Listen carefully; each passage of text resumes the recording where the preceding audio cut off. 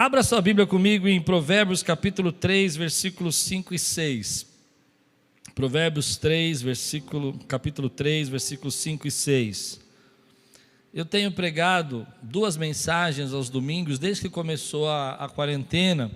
A primeira mensagem eu inicio um assunto e à noite eu expando esse assunto. Então são duas mensagens que se conectam, mas são independentes. Se você só assistiu a da noite, não vai sentir tanta falta. Mas eu desafio você a voltar lá e assistir a da manhã. Aliás, eu, sinceramente, de verdade, eu acho que foi a melhor palavra que Deus me deu desde que a quarentena começou. O culto da manhã foi a palavra que mais tocou meu coração nessa quarentena. A melhor palavra da quarentena para mim foi essa, que nós falamos sobre guardar o coração. Pela manhã nós falamos sobre isso. Que às vezes nós temos diferentes maneiras dentro de casa de nos relacionar com o medo. E aí eu contei uma historinha que meu pai contava, não vou contar agora, senão você não vai querer assistir. E essa maneira diferente de se relacionar com o medo pode causar muitos problemas nessa quarentena. Depois nós falamos sobre guardar o coração, então, para que todas essas informações não azedem as fontes da vida. Depois nós contamos uma história, da história de Israel, quando o povo tinha prognósticos e previsões corretas, era natural, havia gigantes, havia problemas, mas Deus tinha um propósito diferente. E às vezes Deus é um Deus que não se submete à previsão. Ele quebra as previsões, ele quebra os prognósticos e faz uma história diferente para nós. Mas se nós deixamos o nosso coração azedar com medo, com a crítica, com as ideias que nos passam, às vezes nós perdemos aquilo que Deus quer dirigir na nossa vida. E por final eu disse que a melhor maneira de você não azedar o seu coração, não deixar o seu coração ficar preso a isso e perder as oportunidades e as coisas que podiam ser diferentes voltarem a acontecer com problemas maiores, é manter a esperança, confiando em Deus. E é a partir desse momento que eu quero dizer para você sobre confiar em Deus.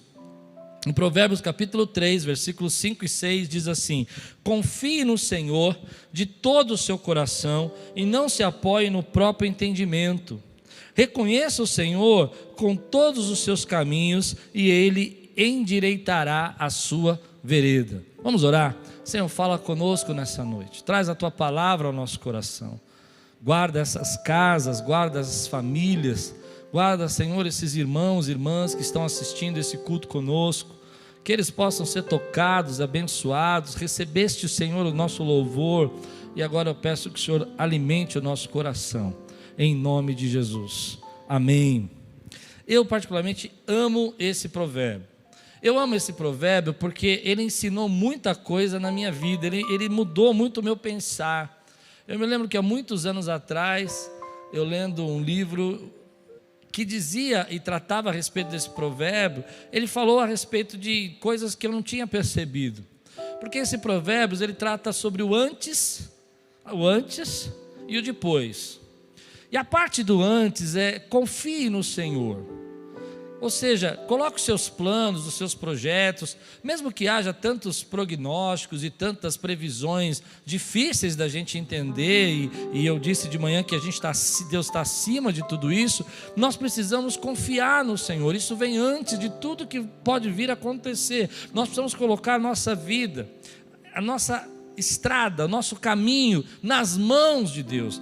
Confiar no Senhor é algo assim que parece fácil, mas não é. É nesse momento que você precisa dizer: bom Deus, a minha vida está nas tuas mãos, e isso tem que vir antes. Tem que vir antes das suas decisões, tem que vir antes dos seus planos, tem que vir antes daquilo que você quer fazer. Às vezes esse antes que eu quero dizer é quando muitas vezes as pessoas não percebem que elas vão tomando decisões e pensamentos, mas não colocam isso na presença de Deus. E a Bíblia é clara: de todo o teu coração, de toda a tua emoção, de todo o teu sentimento, você precisa confiar no Senhor. Você precisa entregar isso de uma maneira clara na presença de Deus. Eu sei, hoje nós estamos vivendo tantas notícias, as pessoas dizem que o mundo nunca vai ser igual, que depois vai ter. Hoje eu vi uma frase que eu não aceitei, eu achei até feia: antes desse vírus e depois desse vírus, fazendo uma referência a C e DC. Eu não aceito nada disso, porque quem mudou a história da nossa vida foi Jesus. Jesus. E nós temos que nesse momento tomar cuidado, porque às vezes a gente não está pensando direito e você começa a querer tomar decisões baseado na tua força, baseado no teu conhecimento. E a Bíblia diz que quando você colocar a presença de Deus, você confiar em Deus em primeiro lugar, antes das suas tomadas de decisões, e você fizer isso de todo o seu coração, e não se apoiar no seu entendimento. O que é não se apoiar no seu entendimento? É evidente que você vai fazer previsões, é evidente que você vai ouvir as notícias, é evidente que você vai escutar o que as pessoas estão dizendo, porque você é uma pessoa sábia, você é uma pessoa que não está alienada, e você vai fazer disso um pouco da sua compreensão da vida. Mas há momentos, como eu disse, Deus está acima de tudo isso, e você precisa não se apoiar no seu entendimento, porque o seu entendimento é falho, porque as previsões são falhas, porque as pessoas se enganam, e às vezes nós vamos tomando decisões apoiando no nosso entendimento, e queremos que as coisas se resolvam, e queremos que Deus depois conserte, mas na verdade a Bíblia diz: olha, se você confiar no Senhor de todo o teu coração, com todo o teu ser, e você não se apoiar no seu entendimento, mas naquilo que Deus quer fazer, o Senhor, e esse é o depois, o Senhor, e esse é o depois, isso que vem depois de tudo, depois das coisas acontecerem, Ele endireitará a sua vereda. Entenda o que a Bíblia quer dizer. A Bíblia quer dizer que quando você vê tudo isso que está acontecendo, mas você se dobra e diz: Senhor, a minha vida pertence ao Senhor, eu preciso de Ti, eu não sei qual é a saída, não sei a resposta, mas eu não quero tomar decisões por mim mesmo. Eu sei o que estão dizendo, as pessoas estão dizendo para fazer isso ou para fazer aquilo, que nunca vai ser mais igual, que a vida vai ser diferente. Amém, Senhor, eu sou inteligente para entender, mas eu sei que eu tenho um Deus que está acima de todas essas coisas, e que o Senhor muitas vezes já mudou prognósticos da minha vida, já quebrou previsões, já rasgou sentenças, já disse coisas que as pessoas disseram para mim que não poderia ser diferente. O Senhor fez diferente. Então nesse momento eu me humilho na Tua presença, eu me dobro diante de Ti, para que o Senhor direcione a minha vida, para que o Senhor fale sobre a minha casa, para que o Senhor fale sobre a minha família, para que o Senhor possa dizer para mim as decisões que eu tenho que tomar. E aí você então começa a ouvir, sentir, ter impressões no seu coração, agir algumas coisas que o teu instinto fala no seu coração, e você começa a ligar isso diante da presença de Deus. E aí algumas vezes você toma decisões que não são legais, que você não deveria ter tomado, e você fala: meu Deus, eu tentei, eu orei tanto, e o que eu vou fazer agora? Porque eu pensei que eu estava te obedecendo, mas parece que não é isso. E aí Deus vem na sua graça e na sua misericórdia endireitar aquilo que você não sabe, porque você não se apoiou em você mesmo, porque você não tomou decisões baseadas não somente no seu entendimento, mas você sabia que Deus estava conduzindo você. E mesmo quando você toma uma decisão que não parece ser a certa, porque você não sabe, você não sabe de tudo, Deus vem e corrige a tua rota. Deus vem e recalcula a tua rota. Deus vem e muda a previsão. Não é fácil confiar no Senhor. Eu vou dizer para você que a minha experiência com isso não foi uma boa experiência no começo do meu ministério. Eu era do tipo da pessoa que achava que primeiro eu tinha que tomar decisão e depois orar. Primeiro eu tinha que fazer a minha parte e orar depois. Então, se eu achava que aquilo era um bom negócio, eu ia lá, fazia e depois pedia para Deus resolver os problemas que aquele negócio trazia. Eu ia fazer um projeto, eu dizia: não, isso aqui tem que ser, porque isso é ideal. Ouvia que uma igreja estava fazendo uma coisa legal, e eu dizia: não, porque o mover está lá, Deus está movendo, e eu queria copiar aquele mover. E eu fazia sem orar, eu orava do meu jeito: Deus, eu vou fazer, o Senhor me abençoa. E depois eu queria que Deus me abençoasse. Quantos problemas eu tive na minha vida por causa disso? Quantas dificuldades eu passei? Porque na minha cabeça eu estava confiando em Deus, eu estava fazendo as coisas que eu achava que tinha que fazer, porque eu estava sendo uma pessoa sábia, eu estava procurando respostas, eu estava procurando estatísticas, eu estava procurando resultados, eu estava vendo o que as pessoas fizeram em outros lugares, eu estava ouvindo o que os melhores especialistas faziam e tomando a minha decisão. Eu não estou dizendo que isso é errado, a gente tem que fazer isso sim, mas eu estou dizendo que muitas vezes nós precisamos entender que nós precisamos colocar a nossa vida debaixo do plano e da vontade de Deus, buscando orientação antes antes de você decidir que vai discutir com a sua esposa, antes de você dizer que vai resolver agora os problemas que você tem que resolver a sua vida nesse momento, antes de você dizer que vai fazer isso, vai fazer aquilo. Mas como eu disse, é difícil. E eu achava que fazia. E quantos problemas eu criei para a minha vida, quanto apego eu tinha. Apego que eu digo é aquele apego de você ficar pensando na tua vida como você tem que ser a solução. E esse é um apego que a gente carrega hoje, nos dias de hoje. Mas quando você começa a entender que tudo pertence ao Senhor, que a tua vida pertence a Ele, que você não é só seu, que Ele ainda conduz, esse apego te liberta e você começa a entender que Deus sabe o que você tem que fazer. Como eu disse de manhã, tantos prognósticos que falharam na minha vida, e eu oro para que tudo isso que estão dizendo que vai acontecer no futuro fale mais uma vez, não dê resultados como eles esperam, porque Deus pode fazer na minha vida e na sua vida.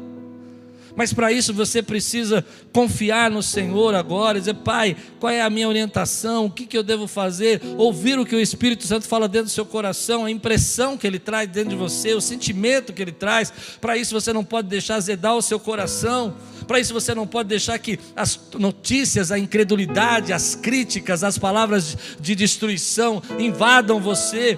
Ser consciente, mas ser também temente. Ser consciente, mas manter-se submisso. Ser consciente, mas buscar orientação do alto para a tua vida. Eu creio muito nisso, porque a minha história de vida muda nesse momento. No momento que eu passo por uma grande crise, há muitos anos atrás, pensando que confiava em Deus, mas confiava na minha inteligência, na minha força, tentando dar resultados e tudo dava errado. Mas no momento que Deus começou a falar para mim: olha filho, está vendo? Esses resultados, esses números estão dizendo que você vai falir. E Deus estava dizendo no meu coração: eu vou fazer alguma coisa, você crê? E aí eu tive que me submeter à autoridade do Pai e dizer: Senhor, eu creio. E foi difícil crer, porque esse processo é uma luta dentro de nós. Esse processo é uma batalha interna. É uma batalha de você dizer: bom, eu posso me desapegar, eu posso abrir mão, eu posso deixar Deus fazer, eu posso confiar. E não é fácil, porque às vezes nós nos enganamos com isso. Nós achamos que estamos confiando, nós achamos que estamos fazendo, mas no fundo o nosso coração é enganoso. Eu não sei se eu estou pregando para alguém agora, mas eu quero te ajudar. Eu quero que nesse momento que você está passando, você entenda que essa crise não é diferente de outras, e ela vai produzir dentro de nós lutas internas, batalhas internas, reações diferentes, atitudes diferentes. E essas reações vão produzindo em nós as manifestações de coisas que estavam ocultas: medos, temores, inseguranças, decepções, egoísmo, generosidade, bondade, fé, diferentes para cada um de nós. Porque quando nós passamos por esses processos, essas situações produzem em nós sentimentos e atitudes diferentes. Eu vou dizer que potencializam atitudes que estavam ocultas na nossa vida. Você já estava sentindo que a tua vida não estava bem, e com a sua família, e agora você está passando por esse processo de quarentena, e algumas coisas começam a aumentar e potencializaram algumas crises. Você estava passando um problema de insatisfação com a sua vida, um pouco de depressão misturada com um desejo de fugir. Isso potencializou nesse momento. E potencializou por quê? Porque é um processo de luta interna entre confiar, acreditar, renunciar, se entregar, crer. E essa luta que você está passando, ela me lembra muito a luta de Jacó. A Bíblia diz que Jacó, ele passou 20 anos trabalhando para o tio dele. Voltando um pouco antes, você lembra da história da primogenitura, onde ele vai disfarçado até o pai, se faz de Esaú, ele passa por outra pessoa, ele se passa pelo irmão, ele engana o pai para receber a bênção. ele tem o apoio da mãe, mas logo depois que ele faz isso, ele recebe a bênção, o irmão dele está furioso, a mãe diz: foge para a nossa parentela, e ele vai para a casa de Labão. E há um processo ali interessante, porque ele se apaixona por Raquel, mas na verdade o sogro dá um golpe nele, parecido com o golpe que ele deu com o pai, e ele tem que casar com a irmã mais velha, com Lia, que eu já preguei uma vez aqui, que você sabe, tem olhos tristes. E olhos tristes na Bíblia significa que ela não era muito bonita, sabe-se lá o que era, mas então ele tem que trabalhar mais 7 anos, e ele trabalha mais 7 anos, e depois ele começa a receber o salário, e aí ele começa a ter, o Labão muda o salário dele 10 vezes, tenta enganá-lo, e ele vai passando por esse processo. No final ele esconde, leva os ídolos da família, que são recursos, é como se fosse uma escritura, um testamento, e ele leva esses ídolos, e o Labão vai atrás dele, persegui-lo, e a esposa senta em cima dos ídolos, em cima do camelo, e fala que não pode descer. Mais um engano, mais um golpe, e há um golpe aqui, e há um golpe ali, ele recebe um, ele dá o outro, mas nesse momento chega a hora dele voltar para casa. E quando ele vai para voltar para casa, ele sabe que ele tem assuntos que não estão resolvidos com o irmão, e de repente ele diz que vai voltar para casa, e ele fica sabendo que 400 homens mais o irmão estão indo ao encontro dele, e ele articula um plano. Ele pensa: bom, eu vou dividir em 2 grupos, um grupo vai para a esquerda, outro grupo vai para a direita, assim, se um grupo tiver sendo perseguido pelo meu irmão, o outro fica vivo. Ele está com medo, e o medo potencializa em nós sentimentos, potencializa em nós reações, ao mesmo tempo que ele pega um grupo de pessoas e começa a mandar presentes ao irmão.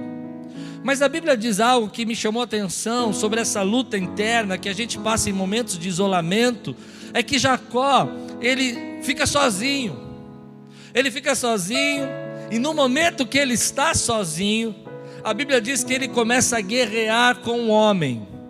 É interessante porque há uma questão aí muito séria, que se Jacó lutou com o homem, ele lutou com Deus, porque Deus o abençoou, e no final a Bíblia deixa claro que, começa dizendo que era um homem, depois deixa claro que ele lutou com Deus e venceu.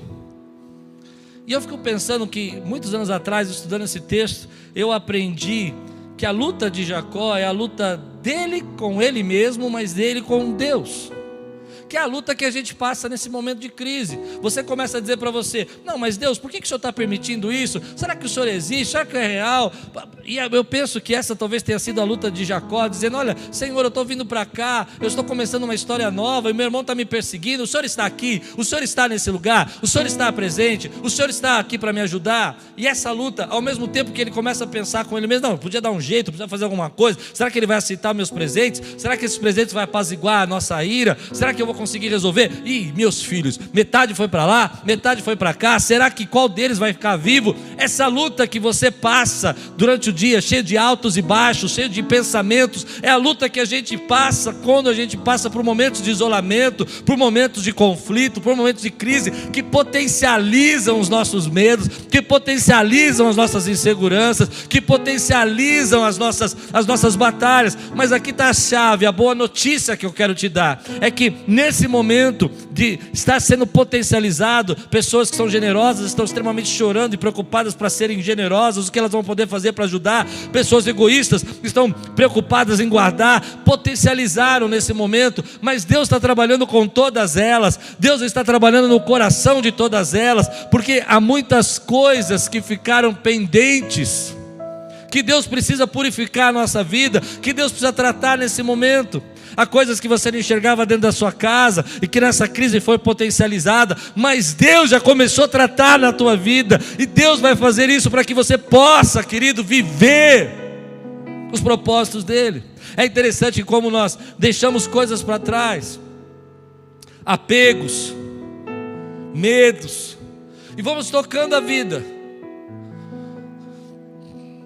Orgulho, vaidade, Deus em segundo plano, Vamos esperar um pouquinho para resolver isso aqui. Mas sabe o que é interessante? É que quando Jacó começa a lutar com Deus, nesse momento que ele está sozinho, Deus está tirando dele coisas que iam a trabalhar ele a ser aquilo que Deus queria que ele fosse. Ele não ia poder ser Israel enquanto ele carregasse aquilo. Ele não poderia ser um campeão enquanto ele carregasse aqueles problemas, enquanto ele carregasse o usurpador dentro dele. E Deus está nessa batalha tirando essas coisas. E essa é a palavra que vem no meu coração.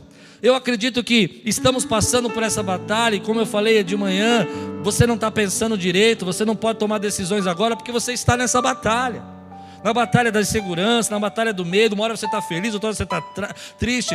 Uma hora o teu medo faz você ficar irritado, outra hora o teu medo faz você ficar zombador demais, e você não consegue lidar com isso. E Deus está trabalhando com isso e está mostrando para você que você está se aprofundando na confiança, na dependência, na certeza que a tua vida depende dEle. Que você podia ter tudo, mas se você não tiver Deus, você não tem nada.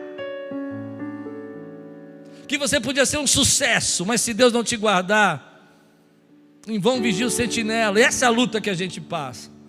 Eu vi uma frase essa semana de um grande, não sei se eu ia procurar para ver se é fake news, porque hoje é tanto fake news, mas mesmo que for, é interessante. Diz que um grande banqueiro mundial faleceu, e a filha dele escreveu: meu pai tinha todo o dinheiro que ele queria, ele podia fazer tudo o que ele quisesse, mas morreu precisando daquilo que a vida dá gratuitamente, que é o ar. E eu fiquei pensando nessa frase, que duro isso. Porque às vezes a gente acha que pode resolver todos os nossos problemas e não enxerga o que Deus já está fazendo na nossa vida de graça, nos dando o ar que a gente respira, a saúde que a gente vive, a família que a gente tem. Por isso o processo de confiar em Deus é esse processo que Jacó está enfrentando na madrugada, lutando aqui e tirando dele aquilo que está estragando ele. Mas o interessante que esse texto fala é que Deus não trabalha com o passado. Oh, você precisa ouvir isso aí. Presta atenção. Para de olhar o chat. Olha para mim. Deus não trabalha por passado. Deus não está trabalhando com Jacó por causa do que ele fez antigamente. Deus está trabalhando na vida de Jacó por aquilo que ele vai ser atualmente. Ah, você não entendeu o que eu disse. Muita gente acha que esse processo de desconstrução e construção que Deus faz na nossa vida, esse processo de transformação, eu até pensei em não pregar isso para você, porque você pode pensar: pastor, mas está doendo, dói mesmo. Mas esse processo não se trata do que você teme no passado, dos seus problemas do passado. Se trata no que Deus tem preparado para você no futuro. Se trata que depois disso, nós temos duas escolhas. Ou se tornamos um campeão com Deus e dependentes da graça de Deus, e se tornamos mais cristãos, mais devotos, mais cheios de oração, mais dependentes, mais pacíficos, menos apegados, mais preocupados com a vontade de Deus, ou vamos viver com medo e insegurança por muito tempo. Mas se trata do que Deus quer fazer em você para o futuro. Quando eu penso nisso, eu me lembro que quando a igreja foi anunciado que nós íamos ficar com as portas fechadas, eu vou ser sincero para você, começou uma luta interna dentro de mim. Eu nunca fechei a igreja, mas isso é medo, isso eu tenho que fazer, tenho que obedecer, e foi difícil. E eu comecei a lutar também com problemas que eu sabia que nós íamos enfrentar aqui, financeiros, dificuldades, membros que a gente sabe que estavam passando já por lutas, que vão ter potencializado as suas lutas, famílias com dificuldade, empresários, irmãos aqui que trabalham, perdendo o emprego, e tudo aquilo começou a mexer muito com o meu emocional, até um ponto que eu cheguei e falei: Senhor, isso é muito pesado para mim. Eu não sou um super-homem, eu não sou Deus, é o Senhor que está conduzindo a nossa vida.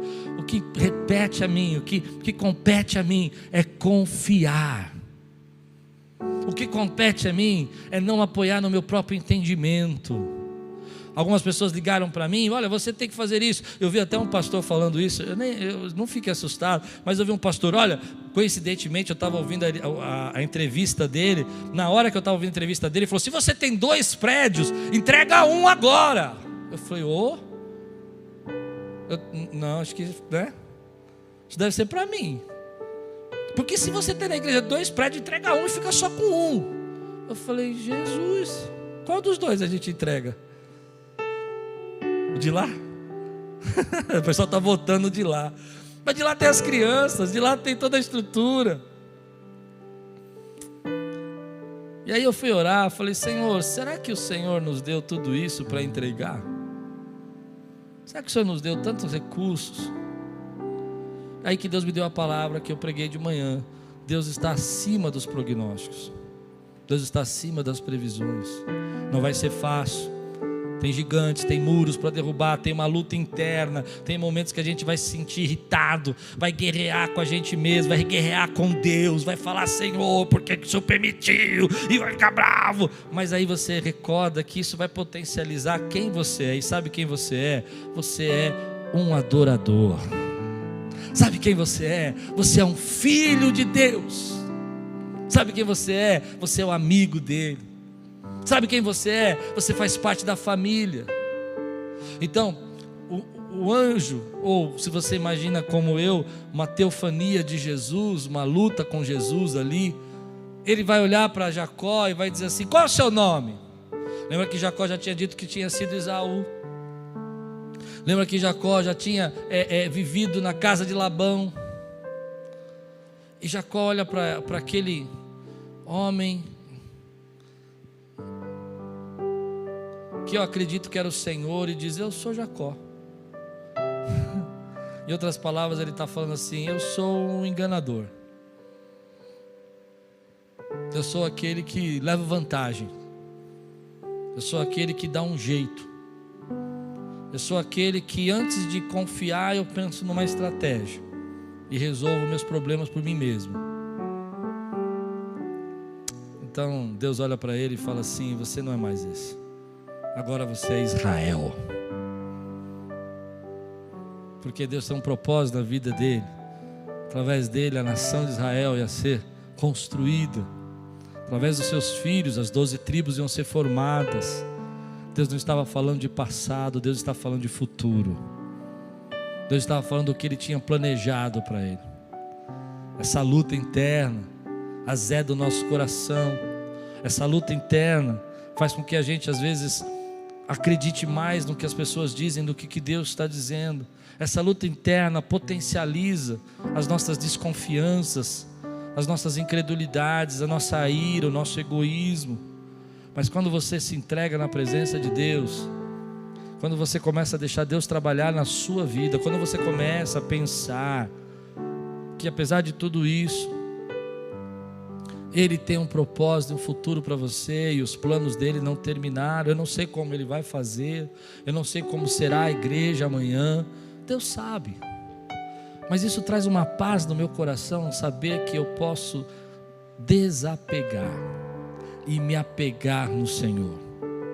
Desapegar daquilo que eu penso que eu preciso resolver e me apegar naquilo que Deus quer fazer na minha vida.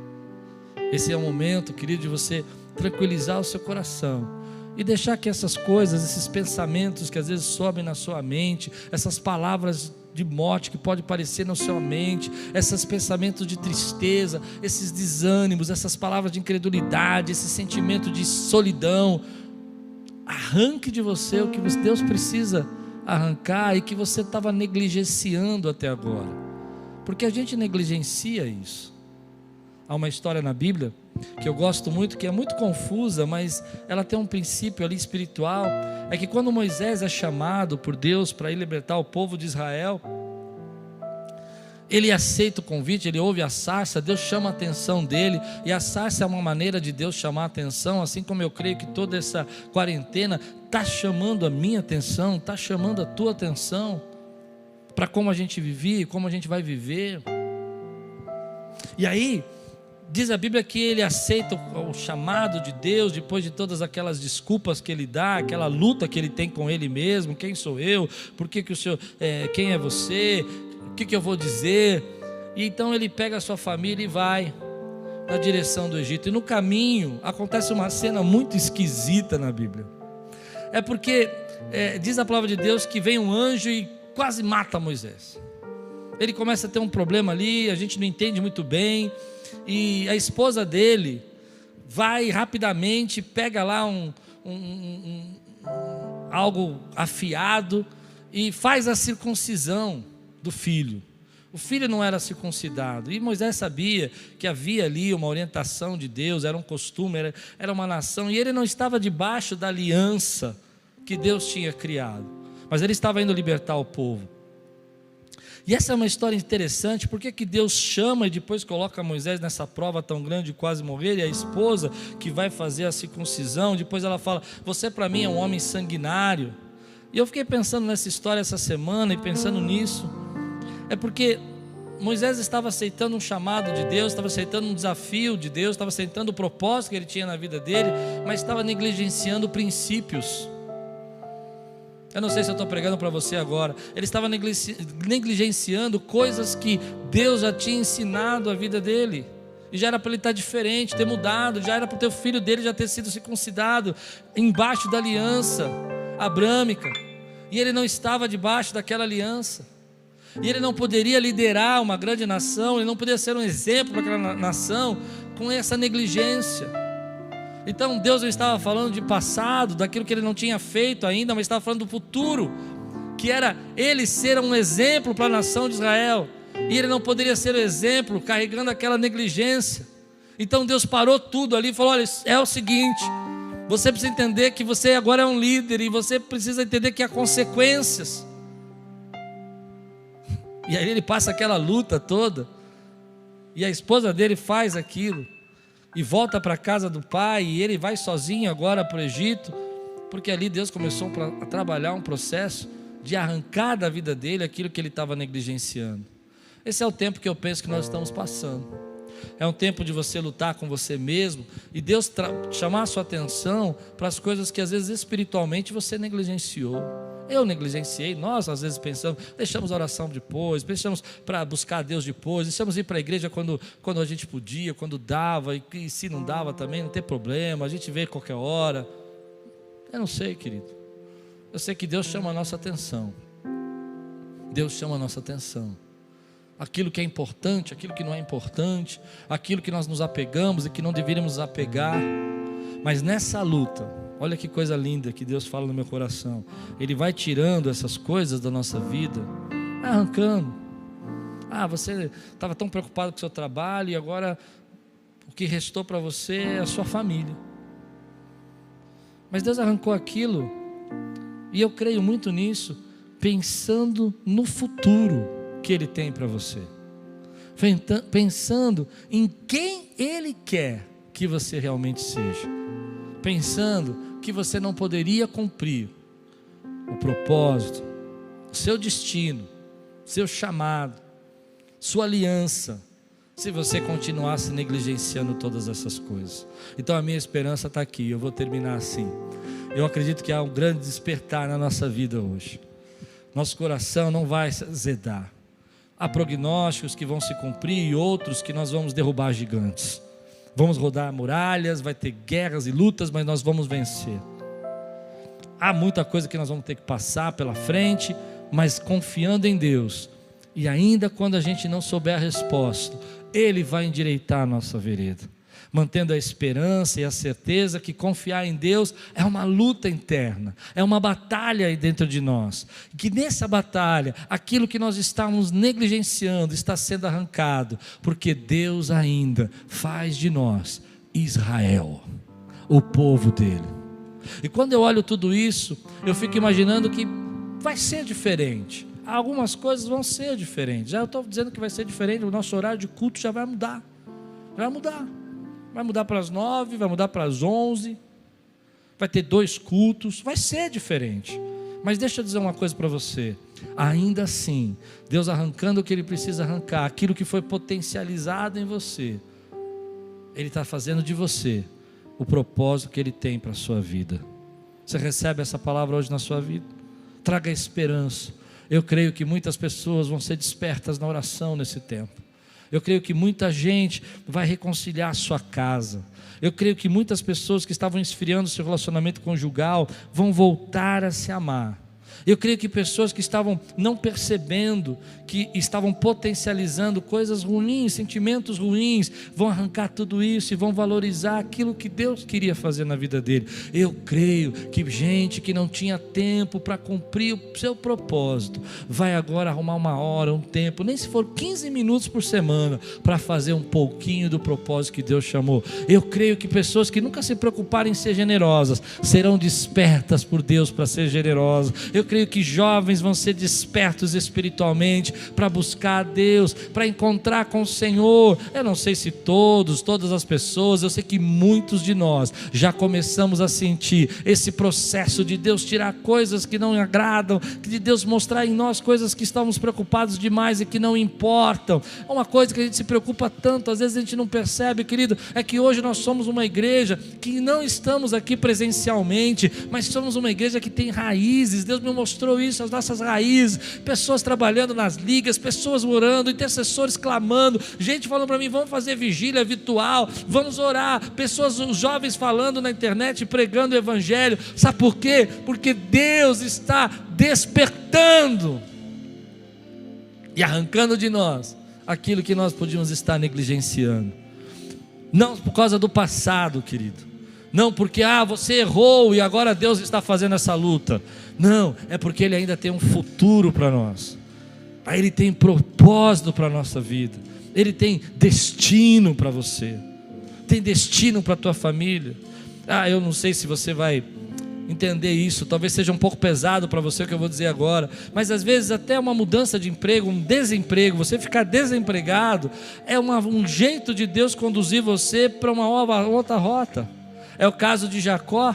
Jacó teve que quebrar, estava tudo bem, estava prosperando, estava ganhando muito lá com Labão. A Bíblia diz que até o sogro dele estava ficando incomodado, e aquilo começou a trazer uma certa animosidade entre eles, e ele começa então a pensar, ele tem que ir embora, mas se ele volta para casa tem um irmão.